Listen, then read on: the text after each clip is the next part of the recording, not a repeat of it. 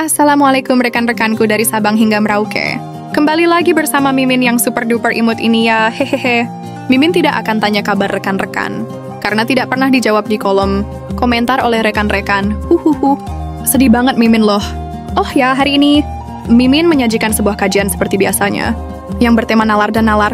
Kali ini nalar Bung Rocky Gerung sedikit. Lembut namun tajam hingga menembus cakrawala dan mohon simak.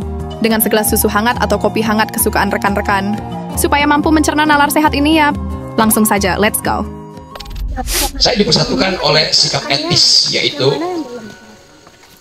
memuliakan persahabatan. Dan itu yang membuat saya gembira hari ini. Karena bukan sekedar diundang. Diundang kan artinya Anda objek. Saya subjek, saya undang Anda. Saya merasa bahwa dikembalikan ke dalam satu habitus, dikembalikan di dalam satu suasana. Di Jakarta nggak ada habitus, semua orang jadi individual. Di Jakarta tidak ada suasana karena semua orang berebut mic. Jadi sekali lagi satu suasana yang di agam. Saya anak agam, aku generasi anak Minang, itu namanya agam. Dan Minang yang mengaktifkan pemahaman. Bukan Minang yang idol, mengaktifkan pemahaman, artinya mencari makna pada sesuatu yang sifatnya teologis. Saya baca satu ayat di ayat 29. Kira-kira bunyinya begini. Ayat kami turunkan Allah Subhanahu wa Ta'ala untuk dipahami dan dimaknai kandungannya. Dipahami artinya kita mengerti mengapa ayat itu harus ada, asbabun nusulnya bisa kita cari. Tapi setelah itu pemahaman itu harus menimbulkan kemanfaatan pada rakyat. Kandungannya harus dipahami. Seringkali kita menghafal ayatnya, tapi kita tidak paham kandungannya. Dari ayat berubah menjadi kandungan, itu artinya perlu interpretasi akal pikiran. Dari kandungan menjadi manfaat, itu perlu teori bisnis, perlu teori ekonomi, perlu tangan yang bukan sekedar membaca ayat, tapi tangan yang terbuka untuk mengaktifkan kandungan ayat itu. Itu saya kira. Jadi kalau saya ada di sini, ada di desa, desa ini bukan akhir, bukan semacam ya kita kembali ke desa karena kita nggak mampu untuk menghadapi keadaan. Desa bukan tempat pelarian batin. Masa depan akan dimulai dari desa, dan desa akan dimulai dari Adam. Jadi kita lihat satu sequence berpikir bahwa semua orang Eropa itu meninggalkan rumah-rumah mereka di kota-kota, bahkan menyediakan untuk dipakai gratis oleh orang Asia, lalu mereka pergi ke desa. Jadi ada siklus baru di dunia ini, karena ada semacam pengertian awal bahwa yang harus dijaga bukan NKRI harga mati, tapi planet harga mati. Negari adalah planet kecil yang di dalamnya ada kekompakan. Ini ada sawah, dan menyaksikan sawah itu membayangkan saya pada putri-putri desa yang lagi menumbuk padi itu. Kan ini semacam kegembiraan batin itu. Menumbuk padi diiringi tari. Langit cerah, penuh cahaya. Sungguh beruntung anak negeri, ada budaya saling percaya. Saling percaya ini adalah basis dari kepemimpinan. Kepemimpinan bukan leadership, tapi partnership. Kita disebut saling percaya. Bahwa kami melakukan sesuatu supaya masyarakat mengerti bahwa yang diperintahkan oleh langit harus bermakna bagi rakyat. Jadi sekali lagi semacam filosofi baru saya temukan di sini. Keindahan persahabatan, kejujuran untuk mengatakan bahwa semua yang pernah didalilkan oleh adat harus bermanfaat pada rakyat. Itu masalah yang harus kita pahami dalam setiap hari. Dan itu yang memungkinkan negara itu tumbuh sebagai satu habitus baru. Tumbuh dalam upaya untuk melihat bahwa kalau NKRI jadi sesak, datang ke negara itu lega.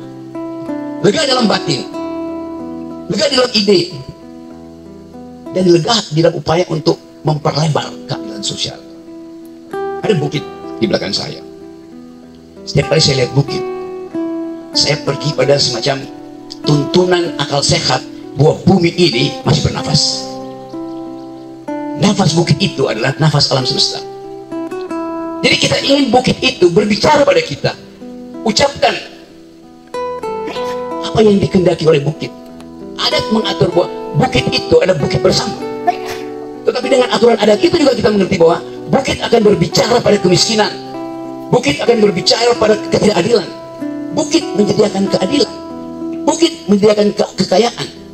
Kalau kita bisa mengolah itu tadi dengan pemahaman, kalau kita bisa mengolah itu dengan tanggung jawab bahwa yang disediakan oleh alam cukup untuk keadilan manusia.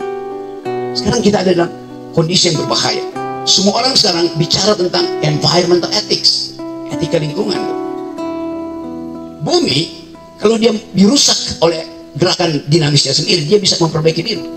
Tapi kalau dirusak oleh manusia, bumi akan bilang, saya nggak tahu cara memperbaiki, karena bukan saya yang rusak adalah manusia. Kita lihat bagaimana cara bumi memperbaiki diri. Kalau kita belajar sedikit tentang ekologi, ekosistem, kita lihat di peta ada gurun Sahara yang gersang, coklat, berdebu. Sejajar dengan gunung Sahara ada di Afrika, sejajar dengan gunung Sahara adalah Amerika Selatan, yaitu hutan Amazon. Kenapa hutan Amazon begitu rimbun, hijau, sementara gurun Sahara gersang? Lalu kita menganggap bahwa lebih baik ada hutan Amazon dan gurun Sahara ada neraka. Tetapi alam sudah mengatur sedemikian rupa. Ilmu pengetahuan sekarang menjelaskan bahwa hijaunya hutan Amazon karena dipupuk oleh gurun Sahara. Kalau kita bikin riset kimia, gurun Sahara itu ternyata adalah fosfor, bahan dasar pupuk, yang kalau kena sinar matahari, abu, debu kecil dari gunung Sahara naik ke atas, menguap sebagai debu, lalu mengikuti rotasi bumi, putaran bumi, dan dalam 40 jam dia tiba persis di hutan Amazon. Jadi gurun Sahara memupuk hutan Amazon. Kadangkala karena kegiatan manusia dengan industri yang arogan, sebelum tiba di Amazon, dia mampir ke Brasil, lalu disedot oleh pabrik-pabrik, lalu jadi badai di Brasil. Sekarang Brasil lagi mengalami proses itu. Ada badai dari Sahara ternyata.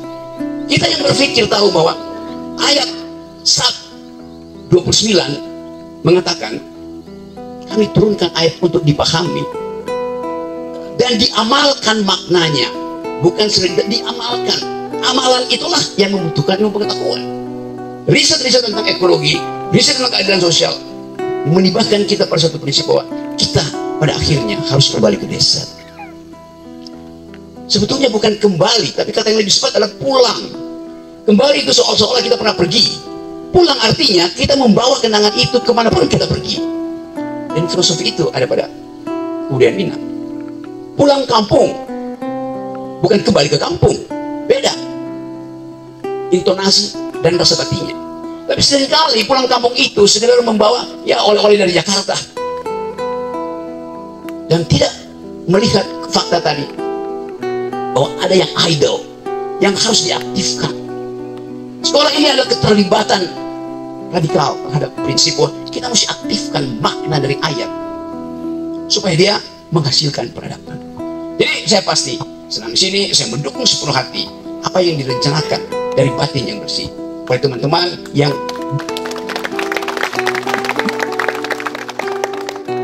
Iwa ini dulu murid saya dan sampai sekarang dia adalah murid saya.